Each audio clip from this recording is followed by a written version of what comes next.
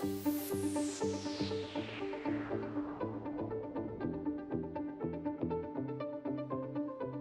think we are up and running. So hello, and welcome everyone to our BG5 Live.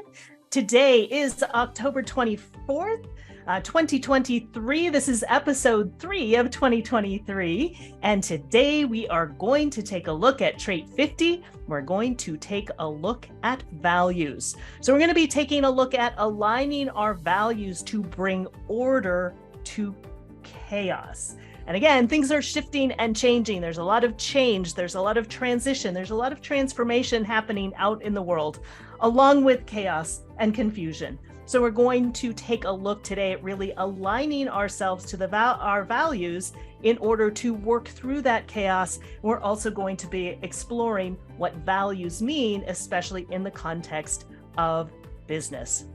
So again, welcome to BG5 Live, where we explore the weekly influences that affect our life, our career, and our business through the lens of BG5, the career and business application of the human design system. So very quickly, before we jump in and get started, let's quickly introduce our panel. Let's start with Banu. Hello, Banu, welcome. Hello, well, it's great to be here. Hi, everybody. It's great to see we have so much participation live as it's getting popular and the word is getting out there that we're live every Tuesday. So that's great. Some familiar faces too. So I'm Banu. I am a BG5 consultant, NOC 16 consultant. I teach at the Institute. I'm part of BG5 Solutions with Karen. And I also do my own practice called Alignment Key. So I am an enthusiast about this information around how we can really bring it out to the world. And it's a pleasure to be here and discuss all these traits and the background frequency. So thank you. Beautiful. Well, welcome, Banu. Welcome. And let's go to Natalie. There we go. Hello. Yes, so I'm Natalie Keizer. I'm Dutch. I live in Amsterdam. I'm also a trainer in BG5 and OC16. I train in English and in Dutch, and I have my own practice in Amsterdam, Authentico 2. And I'm also part of the BG5 Solutions, so together with Banu and Karen and others. Yes. Beautiful. Well, welcome, Natalie. Great to have you here. And let's go to Boris. Hello, Boris. Welcome. Hello, and welcome everyone. My name is Boris Nedved. I'm German, living since roughly 20 years now in Switzerland. I'm in my final stages of being certified as well as a BG5 career and business consultant.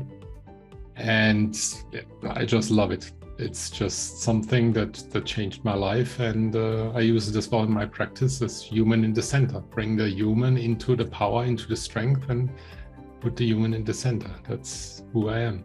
And happy to be here, happy to discuss my famous trait 50 years ago.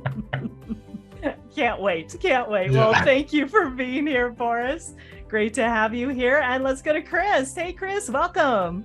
Thank you so much, Karen. I'm Chris Montoya. I'm a BG5 and Cycle certification student in my last semester. And one of the things I love is helping career seekers with their design as well as their partnerships. So that's me, and I'm glad to be here. Thank you. Yay, welcome, Chris. And my name is Karen Sherwood. I am your host for today. And let's go ahead and dive in. So first of all, again, one of the things that you may want to pull out your BG5 career chart. And if you don't have your BG5 career chart, you can go to the BG5 Business Institute.com and you can download a free chart. And we're going to be exploring trait 50 today. So you want to see, do you have trait 50 in your design or not? Maybe people in your environment, your friends, your family may have, or business may have trait 50. So you'll want to see who has trait 50 so we could really explore it and get some really practical examples of how it works and how it operates. So we are going to be exploring, again, trait 50 of values. And when it comes to business, aligning our values to bring order to chaos. And again, because we are in these crazy shifting times, sometimes we can get lost. There's trouble at the beginning when things are shifting and changing. And so aligning to our values brings us grounding. Now, one of the things we also take a look at in BG5 is also life work themes. Now, I'm not going to go into them in depth. However, looking at the life work themes also gives you a flavor of what trait 50 is all about, because trait 50 may be a part of your life work theme. And you can see and get a sense of what 50 is all about when you take a look at it is the life work theme of laws, of values, and also of wishes. And so it really is purpose fulfilled through bonding. So with our laws and our values and our wishes, it's also those values, laws, and wishes as we connect with others, and also how we deal with the duality of the world that we live in. And when we take a look at trait 50, again, trait 50 is values. It's the lawgiver. It's the archetype of the lawgiver. It can also be the fear of responsibility. And the definition is the value of historical continuity. Last week, we took a look at continuity. So you can see there's a continuity from trait 32 to trait 50. So the value of historical continuity, whose traditional values serve and enrich the present and the future. So it really gives us a grounding as things are shifting and changing. It gives us a historical perspective, but it also grounds us as things are changing and mutating. Because look at what it's what grounds the 50. What grounds the 50 is change. Grounded by trait 3 of ordering. This can be difficulty at the beginning. Trait 3 is very mutative, meaning that it is all about change. It's the fundamental challenge of initiation to transcend confusion and establish order. Because when there is change, there can often be confusion. There can often be difficulty at the beginning. And what is very interesting, if we take a look at what is activated currently, we have the 360 activated in the background frequency. This is the strength of innovation. So you may feel right now like nothing's happening, nothing's happening, nothing's happening. Then all of a sudden something happens, and it can be a quantum shift. So trait 50 of values is grounded by trait 3 of ordering. And so this is about bringing forth something new and innovative. And in order to bring something new and innovative, it must be aligned with our values, or it will never take hold. And again, we are experiencing this mutative change and innovation in the world as we accept the truth of really what needs to be transformed. And change is not always easy. And therefore, chaos at the beginning can happen when we're facing the unknown. So our values, grounding ourselves in our values, in our procedures, in the way that we do things, in our laws, our values can help bring order to chaos and the chaos and confusion of change, because chaos and confusion come naturally when there is change. And again, we can see that out in the world around us. Now, with that, I also want to take a look at, as we take a look at trait 50, what are the values in business? And taking a look at trait 50 and how it applies and how it really is an important element to how we do business. So trait 50, as I mentioned before, is the archetype of the lawgiver.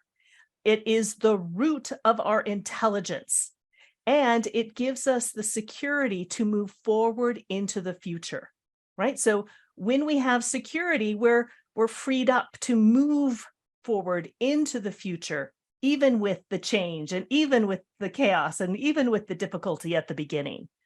So in business, when we take a look at trait 50, this is the guardian. This can also be the logical enforcer of policies and rules and values and laws. Also, the procedures of running a business is part of what 50 is all about when we take a look at it in the context of business. So it keeps a business in integrity. And especially in times of change and chaos and confusion, the future of a business can come into question. Can this business survive moving forward into the future? And if a business has solid values, it can adapt to the changes in order to continue to move forward into the future. And again, so that it can also adapt to the changes to bring forth order to make sense of the confusion of all of the changes. And right now, business is changing. We can see it out in the world in a big way. And so what I'd like to do is start the discussion from this point. And I know, Boris, you have the entire strength. So this is the strength of custodianship that Boris has, which has the 27, which is the harmonic trait, and the 50. And so I'm going to start off with Boris because we were just discussing this in the certification course as well. This is one of the large business strengths. And Boris, I know that you have quite a story and quite a relationship with this trait 50 as well as this strength of custodianship. So I would love for you to kick us off in this discussion. Yeah, thank you, Karen. Yeah, what to say about this combination 2750 custodianship? It's really something in my previous job that I was loving to do, like designing processes, designing rules, designing setup, designing policies that everybody could adhere to, that it's like a common ground where all of the people in the company could meet, a common understanding, a common setup. And it was just natural. I liked it. And everybody was asking me, but how do you like to define processes and these rules and these setups and so on? It just came out of me. And it was trying really to make it, in the area of controls, make the controls as tight as needed, as light as possible, as easy to do. And that was, I just had fun with it. It was just me. Funny enough then, and that was unconsciously, the trait 50 with being my own values.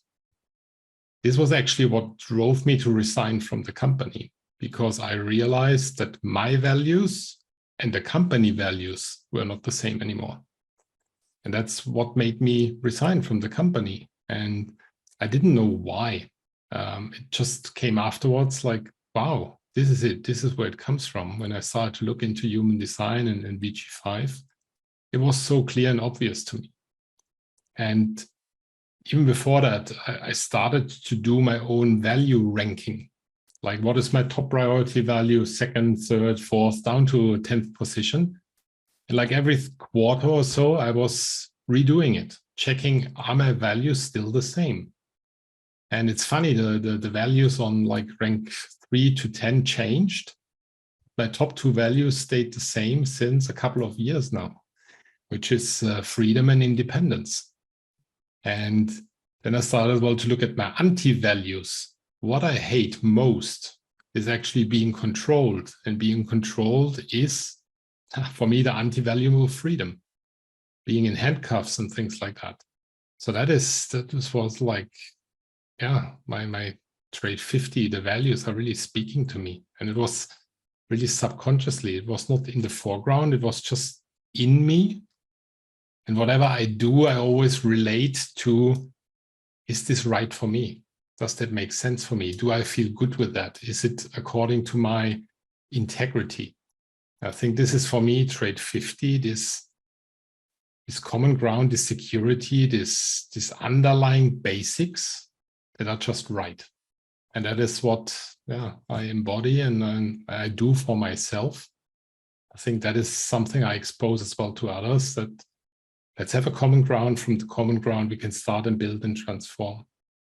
I just realized, I have the trait 3, which is the order coming with it. So yes, for me, it's like putting things in order based on values and keep that in shape. And that is, I think, this custodianship channel that I have as well. Yes, make it right for everybody, that everybody could adhere to. I think this is, for me, the setup that I have, what I experience myself.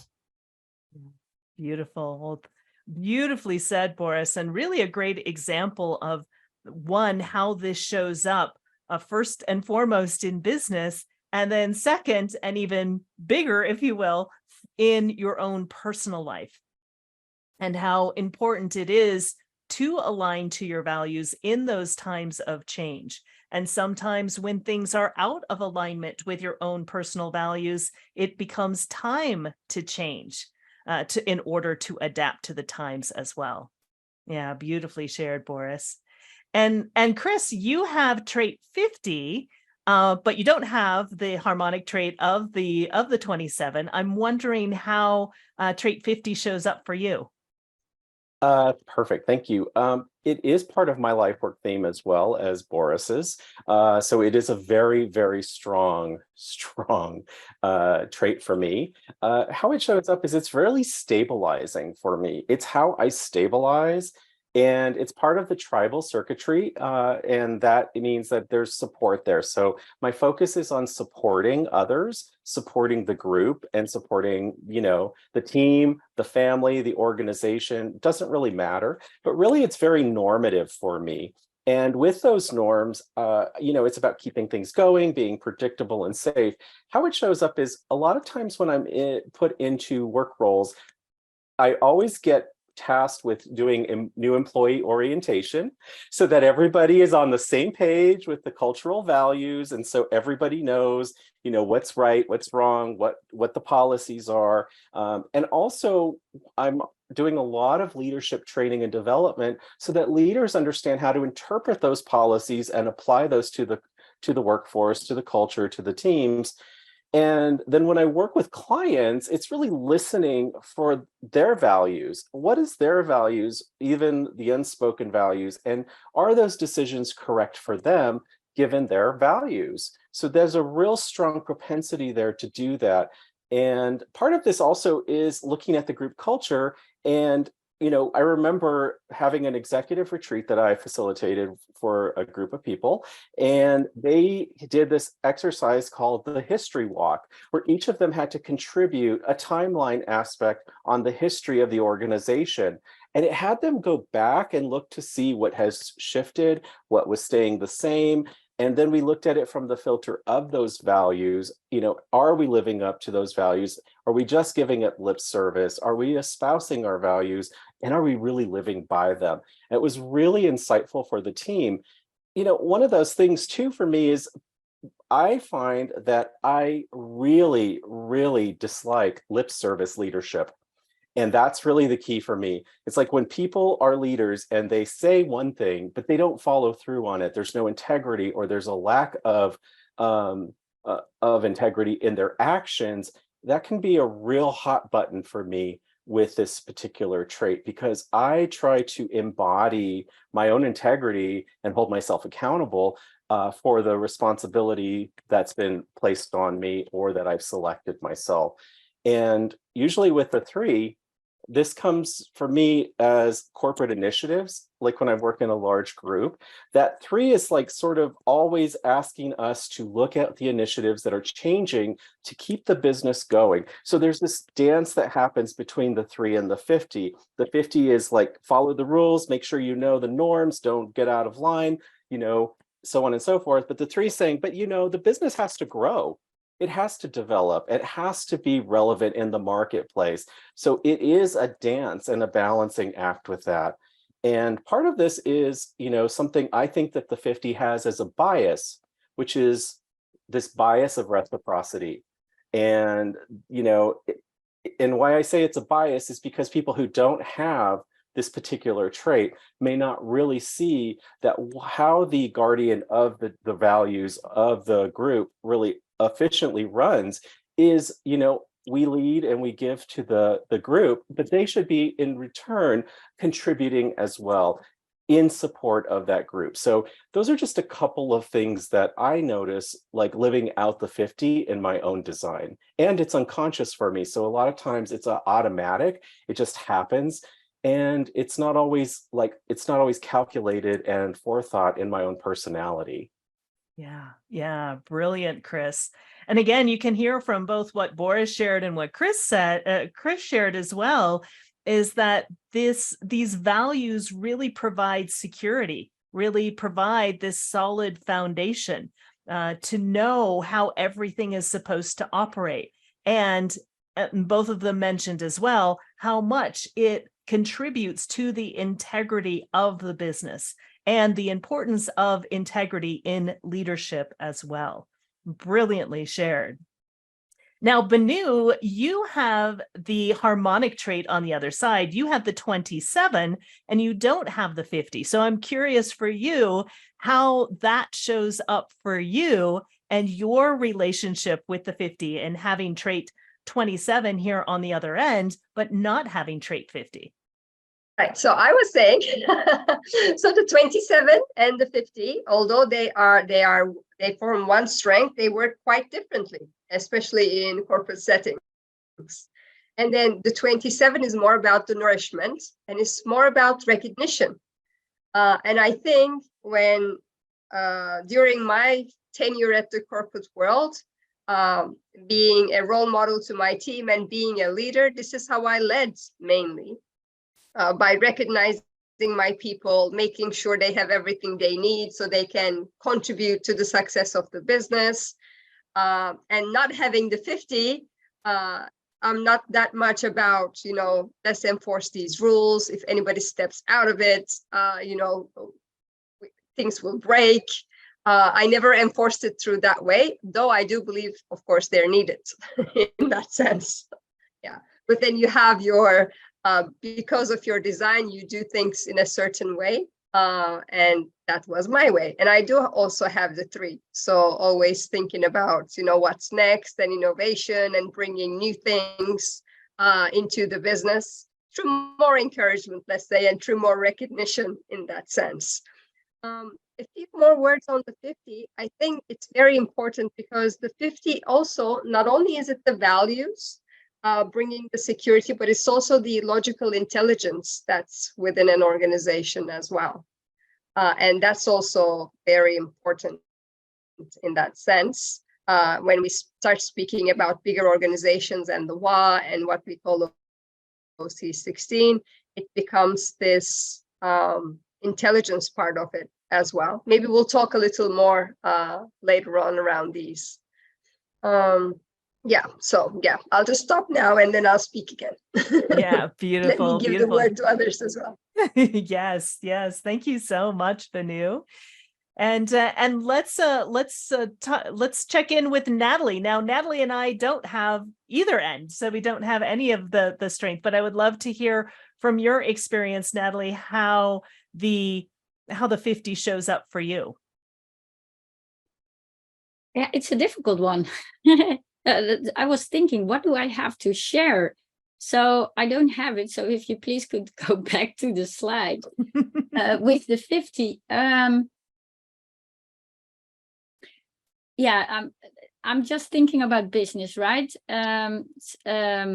So this trait is a leadership, is part of leadership strength, right? In business of logical enforcement.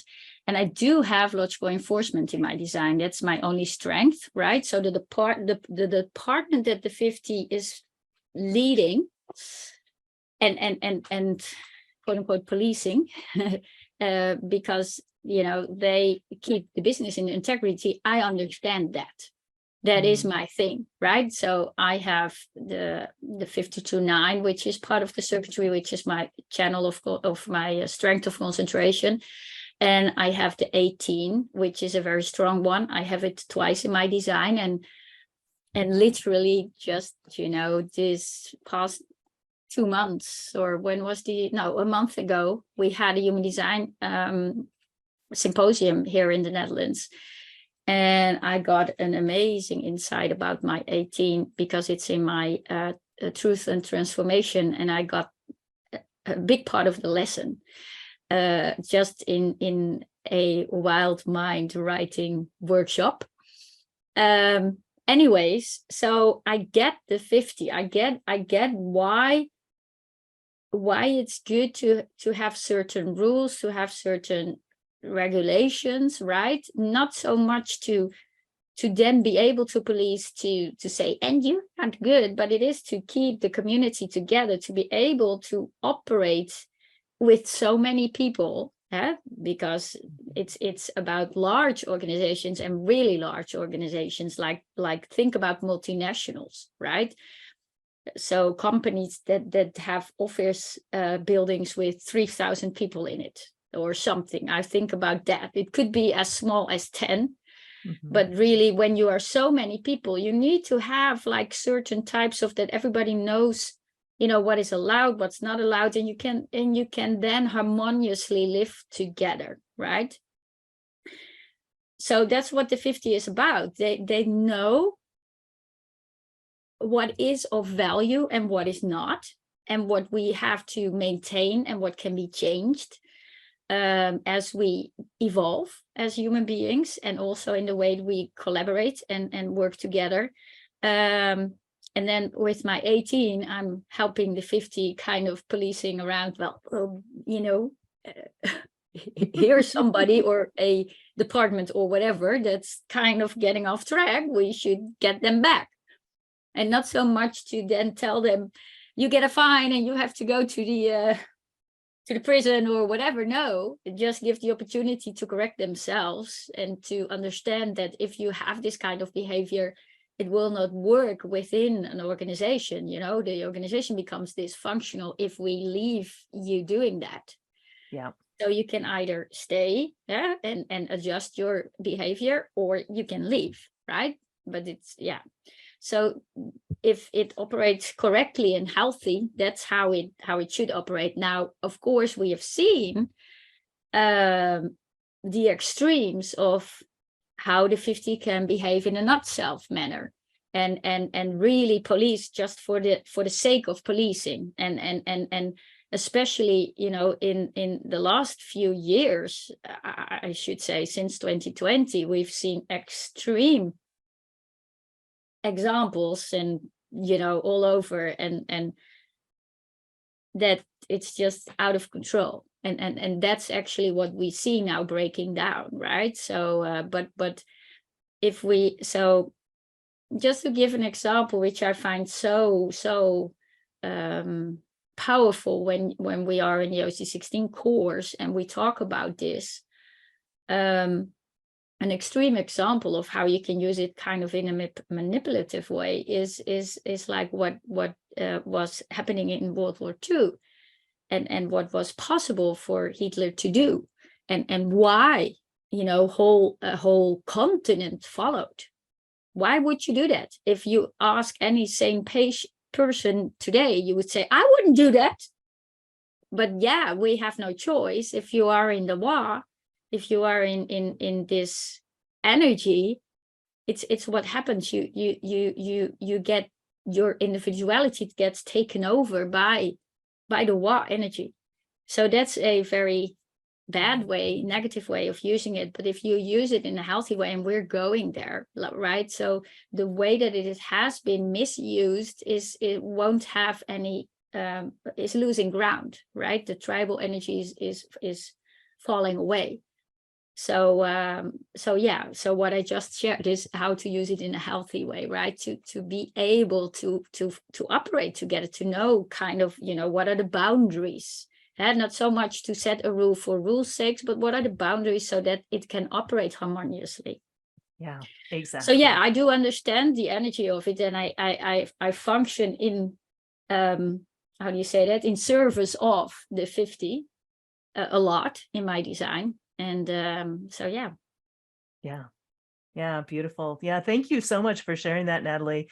It's kind of like if you're playing a game, you want to know what the rules of the game are, right? Because without the rules of the game, you really don't have a game. And so here's where the goal is. This is how you score a goal. This is out of bounds. This is in bounds. These are the rules of things you can do and things that you can't do, right? In any sporting event, we see that there are guidelines, there are rules, and then those rules are enforced so that you can really play the game. And in many respects, to play the game of business or in life, there's rules and there's guidelines. for society or an organization or a country in order to operate correctly and have that security that everyone knows, in a sense, what are the guidelines, what are the rules. Yeah, thank you so much, Natalie.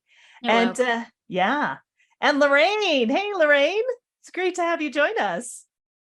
Hey, everybody. Hello. Yay. I just wanted to reiterate and just, I love these discussions. I do know Chris and Boris from our courses that we take together, so I'm very familiar with their designs. And they have a very similar design to my husband. So when they speak and when they move, it's very familiar to me. He's also life work theme of obscuration. So in his unconscious design, it's the 50 and the 3, both in the 1, the quality of 1. And he is an initiator and he has the 45-21. But what I notice about trait 50 is that it's very much about, you know, the tribe and people recognizing that within him.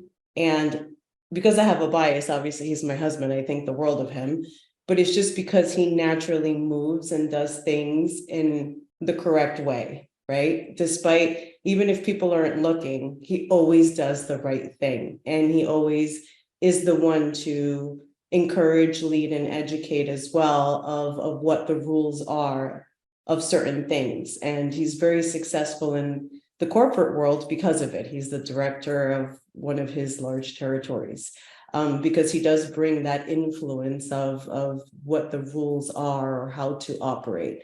So just from the perspective of somebody observing somebody with the 53, I have plenty of experience watching my colleagues, but also I live with somebody that has it. And I love saying that 50 is like having a straight spine, right? They don't slouch when they walk very upright because they know what they do is correct, and not only correct for them, but correct for the tribe, right? For the future, for the survival of the tribe. And that's just a beautiful thing because it lends into trust. It lends into, you know, wanting to hear what they say and also take into consideration. So that's my experience with the 50. Yeah, beautiful. Thank you so much for sharing that, Lorraine. Great to have you join us. And let's go to Carla. Yes, Carla. Hi. I just want to start off by saying that this is my first call with you all, but I'm a student of Banu, and I was feeling so lost just because I'm making a career transition from the corporate world and looking for new opportunities, but taking a break.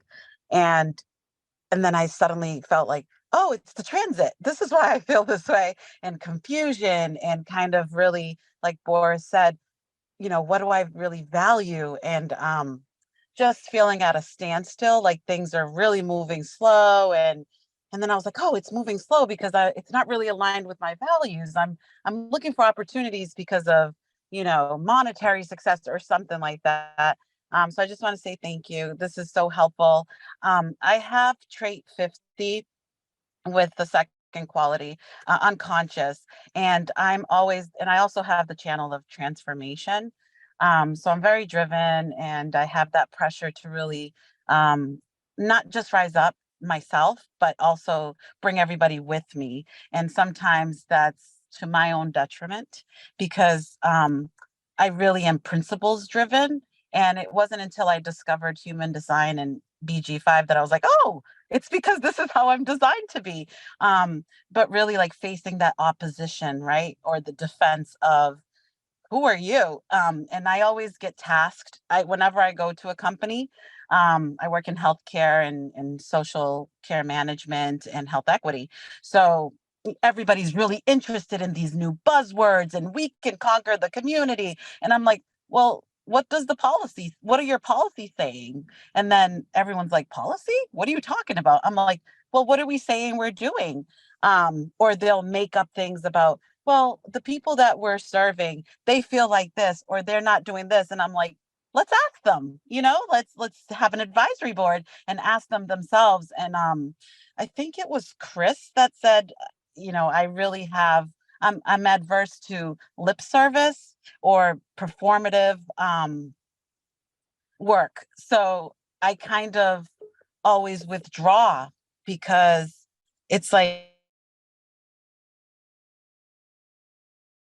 oh, this business is either aligned, or my values are either aligned with this business and this is going to succeed or not.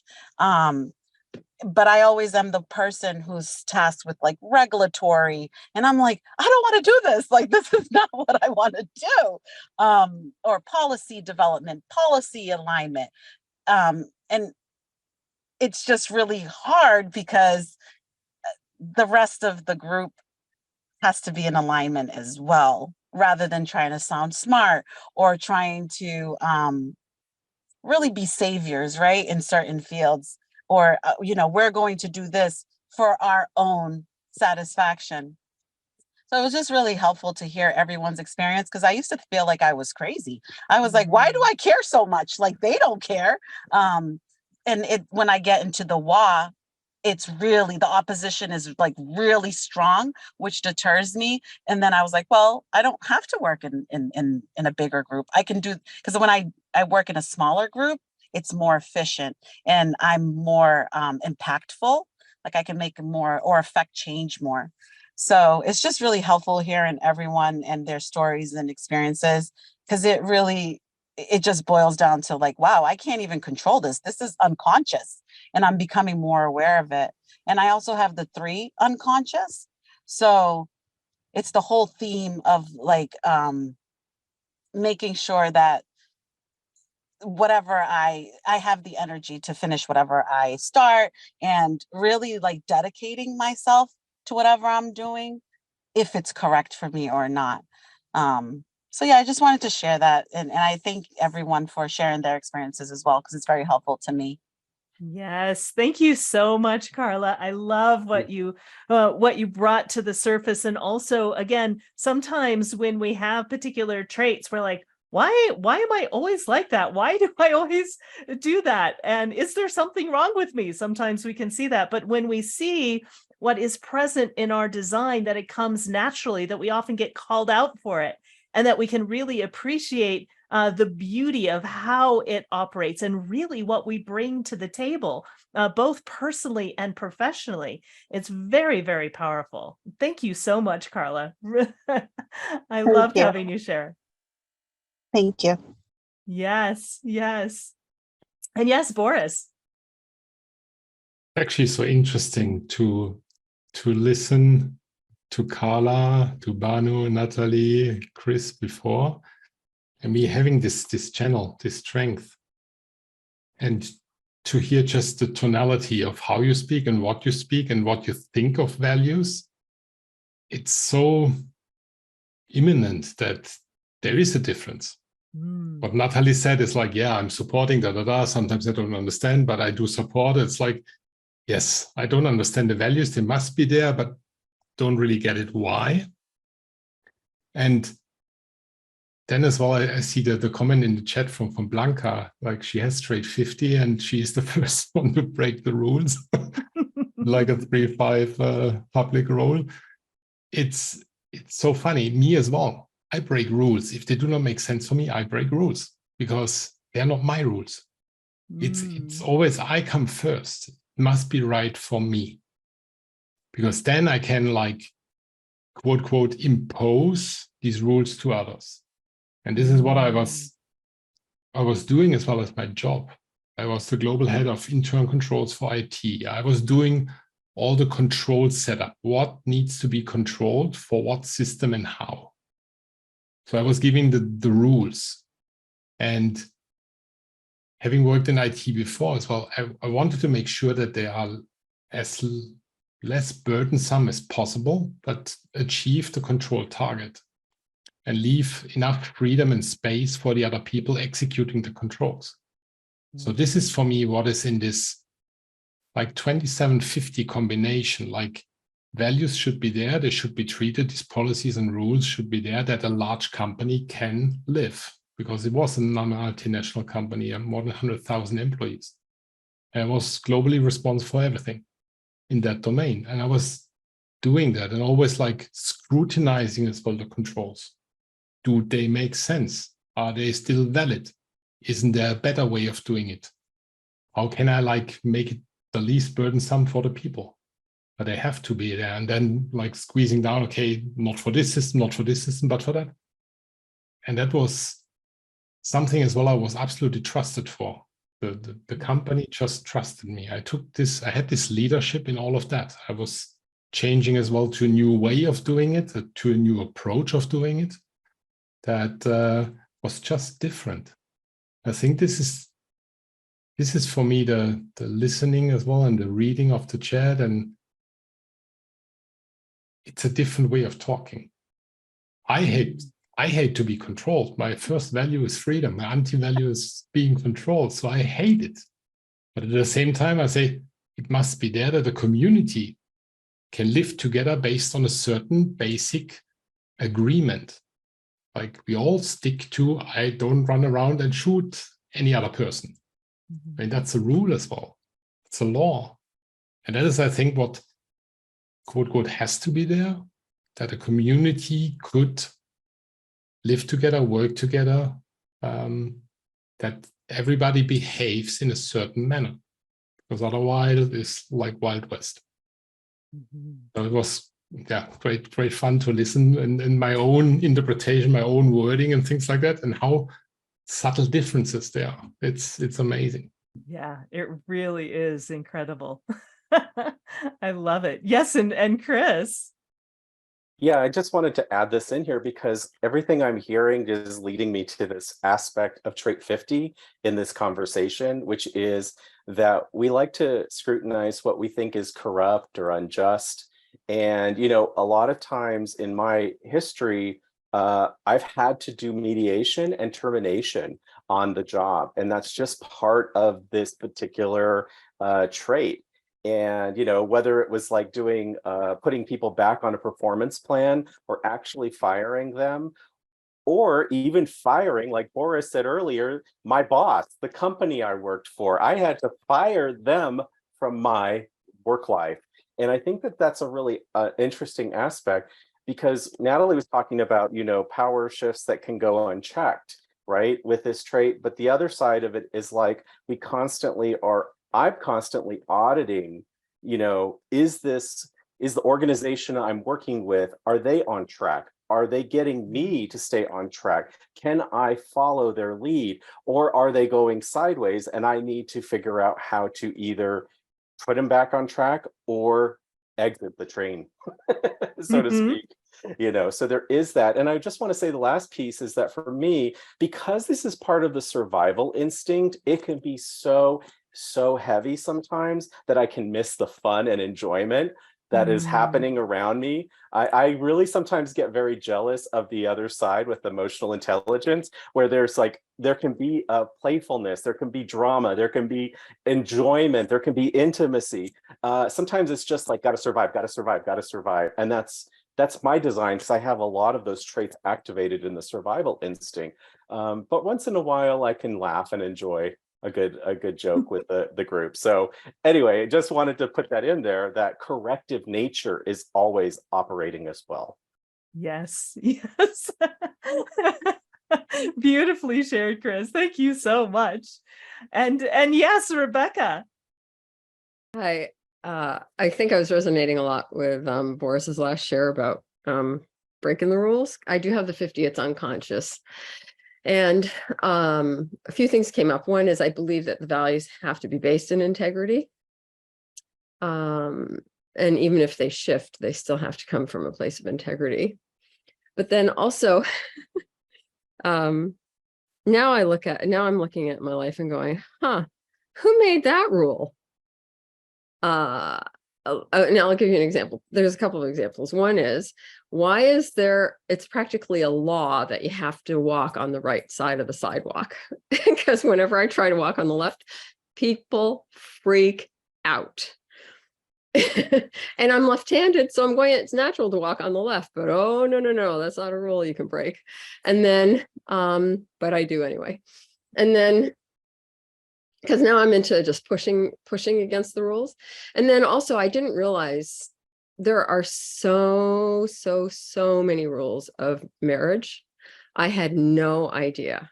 They're so subtle, so defined, so obeyed, that it's like I didn't even know what most of them were. But but for me, the bargain is also really, really important. And so living by all the rules of marriage and having that bargain broken dramatically a couple of times, twice, I'm just going, who made these rules? They suck. So I know this is business, but I never apply this to business. I always apply this to myself. So for me, it's just like questioning who made that rule, and is that something? Is it in my integrity? Do I want to follow it? Because I'm going, wow, doesn't always work out. Yeah. So I like the idea of instead of just and maybe it's just been unconscious, but I like the idea. I feel a lot more like I'm the rule breaker now instead of like the obedient servant or whatever it is, whatever that obedience is. Anyway. Yeah, and it's very interesting because, again, if we take a look at trait 50 is very tribal. What it is grounded in is very individual and very transformative. It is it is one of the traits of ultimately, mutation. It's what also mutates the tribe ultimately as well when we take a look at the OC16. So it is like, what are the values and what values are still aligned and what is correct and what needs to change. And Chris, you said it beautifully, this balance of, how do we maintain order, yet what no longer makes sense, just like you were talking about, Rebecca, what no longer makes sense and what needs to change and what needs to mutate. So it's interesting, that balance. Yes, Banu. Just building on what Rebecca shared and on Boris about this breaking of the rules thing, many people, I think Micah shared it too. So it just came to me. Maybe it's part of the background frequency changing with the times that are changing, and we're moving into this new era. And the institutions of the past, I mean, they're going to be of the past. It's changing now, and those institutions, the governments, and bigger organizations, they all relied on these rules.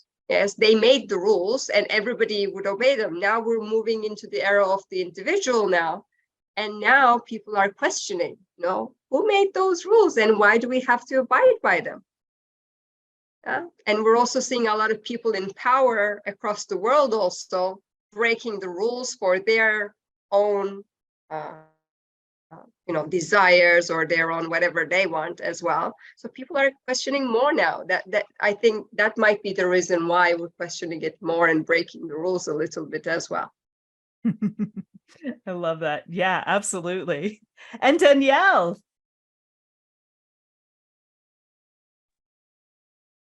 Hi, good evening. I agree with you, Banu, and that breaking the rules can also be, let's set new rules.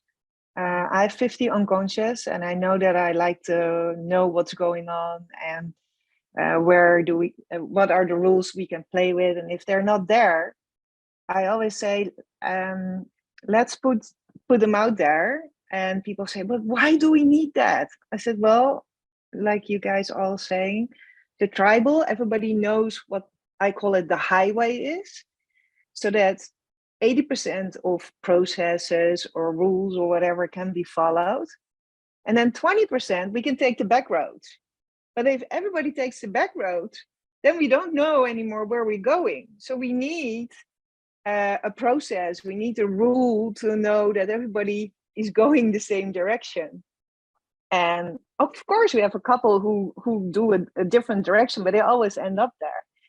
And with your saying that there's a lot of change going on, I think instead of saying we're breaking the rules, maybe we should say, let's set new rules and embrace that, especially in companies, because you see that people want to do it differently. And instead of saying, no, you have to go by these rules, ask them, how can you change it? How would you like to do it? Let's set it up and discuss that with each other. I love doing that. I really radiate if I get people around me that say, oh yeah, let's talk about it. Let's do that. I just want to share that. I love that. I love that. Thank you so much, Danielle. Because again, and just kind of like what Boris was saying, and I'll actually turn it over to Boris to follow up with that, and then I'll wrap it up. So Boris. It's actually something, talking about rules, and I think this rule breaking, what Rebecca said and now Danielle said, I think that's part of the game. To challenge the rules, to challenge the values, because values are changing. As I said before, I do my own value ranking on a quarterly basis, see what is there. Yes, my top 2 values haven't changed, but the ones below change. They change based on circumstances, based on importance, based on life conditions, whatever it might be. There is change in the ranking of the values. So I think there has to be a constant value readjustment. And I think that is the purpose as well of this custodianship, to look at the values that make sense and get rid of the values that don't make sense anymore, of the process, of the rules, of the policies, procedures, whatever it might be. I think this is it. And being open to change. I think this is what I have done in the company I worked for. Always open to change, always trying to improve, always to become better, easier, simpler. I have as well trade 18 defined 3 times, so correction is as well a part of me. And nevertheless, there is still for me this basic set of values that makes a common ground for everybody.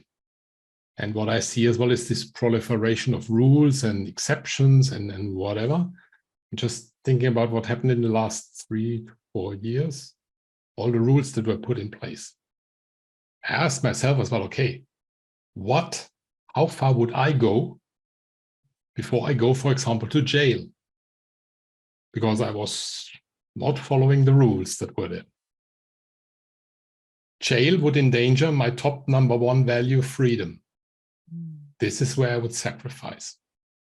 And this is, I think, for myself, what values mean. I need to figure out for myself, what is my value? And then I can bring in and inject it in a company and then see as well, is the company aligned with me? Am I aligned to the company? And if not, living there, working there, I would have a hard time in the meantime. I think this is what I'm hearing out. Challenge the values. They change. They change as we are changing. I think this is the way forward.